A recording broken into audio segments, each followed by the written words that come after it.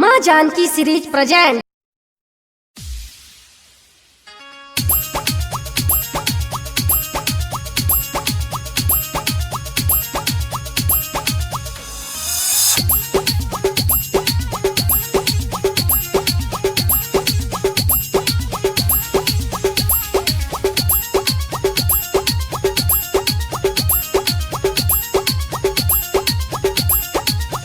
जब से आइल में हरारू मारा बाबतिया झारू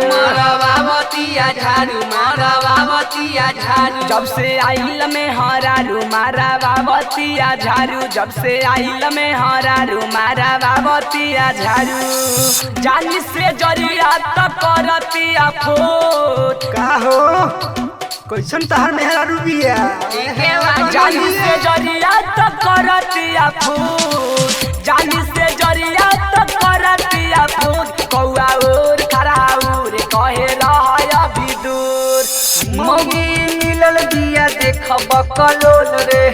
मौगी मिलल गिया देख बकलोल रे Shyam recording studio Bhatni mobile number 9838732929। कबो ना छुए देले उठवा के लाली हो उठावा के लाली हो उठावा के लाली मांगिले चूमा तो देवेले गाली देवेले गाली हो देवेले गाली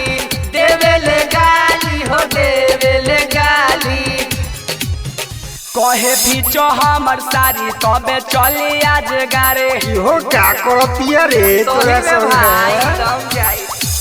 मरद जतिया के कहे कुकुर अरे कुकुरो बनावती है क्या रे जा जा छी मरद जतिया के कहे कुकुर मरद जतिया के कहे कुकुर कौआ उर खरहाउर कहे रहय अभी दूर कौआ उर गदहाउर कहे रहय अभी दूर मौगी हमार देख बिया पगलाइल मौगी हमार देख बिया पगलाइल हो बिया पगलाइल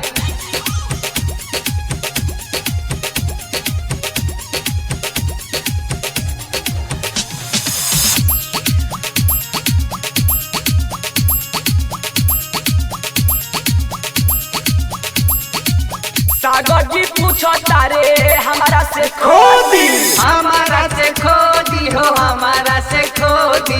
हमारा से खोदी हो हमारा से खोदी भरल किनारे तोरा मौगी के गोदी मौगी के गोदी